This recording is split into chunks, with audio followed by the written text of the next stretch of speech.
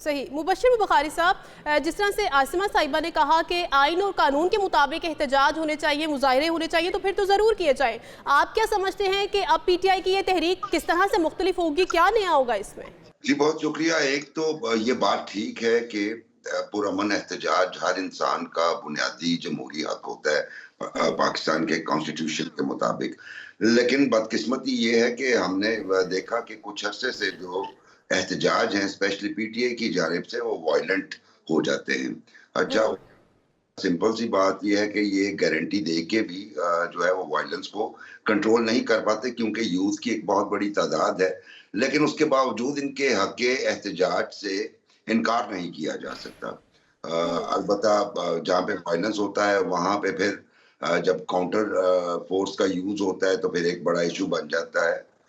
लेकिन इसके जी। साथ-साथ मैं फिर ये कहूँगा कि हुकूमत को चाहिए कि अगर ये पीसफुल प्रोटेस्ट करना चाहते हैं तो इन्हें इजाज़त दे।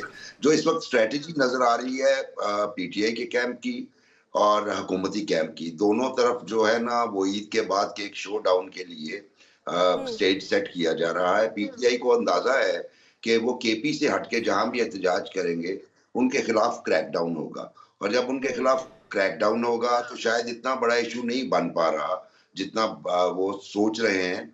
चूँकि याद होगा हमारी बातचीत भी होती है। पीटीआई के दोस्त जो हैं वो चाहते हैं कि वेस्टर्न मीडिया जो है इन चीज़ों को हाइलाइट करे, लेकिन अनफॉर्चुनेटली अकेला पीटीआई उस तरीके से उसे कैश नहीं करवा सकी। अब जो सही। उनका प्लान है वो ये है कि जो तहरीक तहफ़्फ़ुज़ आइन पाकिस्तान है, उसको एक ग्रैंड अलायंस की शक्ल दी जाए और फिर उसके प्लेटफ़ॉर्म से जो है वो एहतजाज किए जाएँ, जिसको लीड भी दूसरे लीडर करें, जैसे शाहिदा खान अब्बासी हैं। अभी मौलाना फजल रहमान को परसुएड करने की कोशिशें की जा रही हैं कि वो इस अलायंस में शामिल हो जाएँ, और उस सूरत में जब ये प्रोटेस्ट करेंगे और उस सूरत में गवर्नमेंट के पास बहुत लिटिल रूम रह जाएगा कि कोई क्रैकडाउन करे, और अगर वो करेंगे तो उसका एक मुल्क की इश्यू बन जाएगा। ये तो है अपोज़िशन की पॉलिसी यानी पीटीआई की। गवर्नमेंट की पॉलिसी ये है कि वो अपने जो कंसोलिडेट कर रही हैं, अपने पोज़ीशन को, अभी जो रिसेंटली एक्सपेंशन हुई है, आपको नज़र आ रही है कैबिनेट में, उसमें बहुत सारे लोग ये हैं वो हैं जो पीटीआई में साबिक बड़े इन्फ्लुएंशियल थे, जैसे परवेज़ खटक साहब, और सोचा ये जा रहा है और समझा भी यही जा रहा है कि परवेज़ खटक साहब को चूँकि एडवाइज़र इंटीरियर अफेयर्स पे बनाया गया है, तो अगर कोई इस तरह की पीटीआई दोबारा ईद के बाद शुरू करती है, तो उसको वो हैंडल करें, शायद वो बेहतर पोज़ीशन में हों।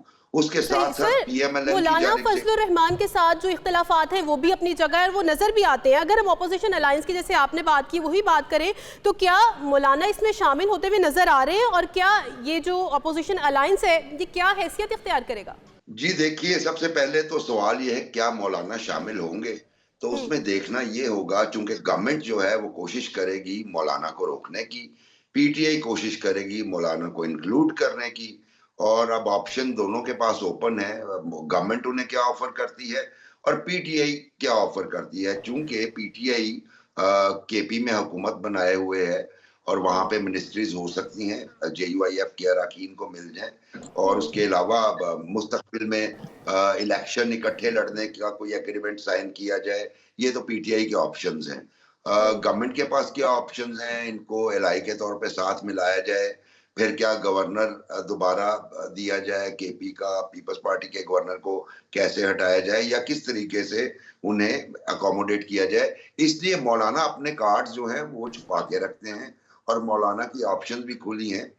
देखना ये है कि मौलाना का दिल को जीतने में कौन कामयाब होता है, पीटीआई या सही। कोalition गवर्नमेंट। ठीक है। आसिमा साहिबा, आपको क्या लगता है कि अपोजिशन अलायंस बन पाएगा, या फिर ईद के बाद तहरीक इंसाफ सोलो फ्लाइट करती हुई नजर आएगी? देखिए, ऑपोज़िशन तो हमें वो गिनती की चंद जमातें ही दिखाई देती हैं। मेजॉरिटी तो आपको नज़र आ रही है इस वक़्त हुकूमत का हिस्सा है, और कौन-कौन से जमात से उठ के लोग आते हैं, किस तरह से वो कैबिनेट का हिस्सा भी बन जाते हैं। इवन राना सनाउल्लाह साहब बड़ी दिलचस्प बात करते हैं। वो कहते हैं कि जी, उनकी वो जमात है जिनको आप सब जानते हैं और उनका आप नाम भी नहीं ले सकते। कई ऐसे लोग भी हुकूमत का हिस्सा हैं। रही बात अपोजिशन की, जैसे कि आप सवाल कर रही हैं कि अपोजिशन के कितने लोग उनके साथ होंगे, तो देखिए मेरे ख्याल से सोलो फ्लाइट ही है।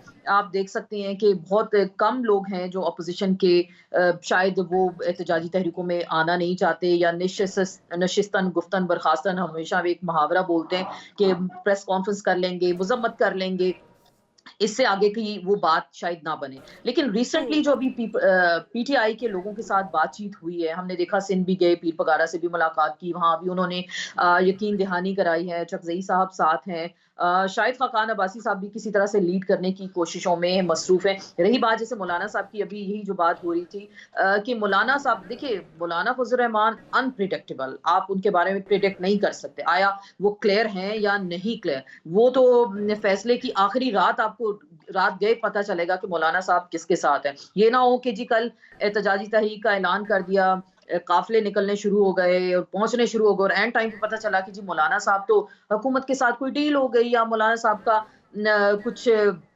बंदोबस्त हो गया हुकूमत की जानिब से, या उनको राजी कर लिया गया। मुख्तलिफ ऑप्शंस हो सकती हैं जिसपे जाहिर बात है मौलाना साहब भी गौर करेंगे और हुकूमत भी ये चाहेगी कि उनको किसी तरह से इंगेज करेंगे। इसकी आपने झलक देखी होगी 26वीं आईनी तरमीम में, हमने देखा कि तमाम जो पीटीआई के लोग भी थे वो भी उनके घर भागते हुए जाते थे, इधर से हुकूमती अरकान भागते हुए जाते थे और मौलाना साहब को मनाने की कोशिशें होती थी, और आखिरी टाइम पे जो मुख्तलिफ तरामीम हुई और कुछ अमेंडमेंट्स इस तरह से हुई कि मौलाना साहब ने उनको सपोर्ट किया और वो तरामीम जो है आइन का हिस्सा बन गई। तो ठीक। देखिए मौलाना साहब के बारे में अभी आप क्लियर होके नहीं कह सकते कि आया वो उनका साथ देंगे।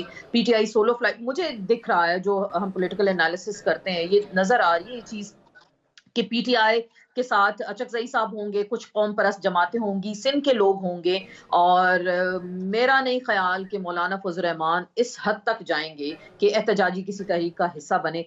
हो सकता है वो लीड करें, क्योंकि अभी भी ऐसी ऑप्शंस ज़ेर गौर थी कि मौलाना साहब को जो है इस तहरीक का जो कायदाना किरदार है वो दिया जाए, और मौलाना साहब वो मांग भी रहे थे।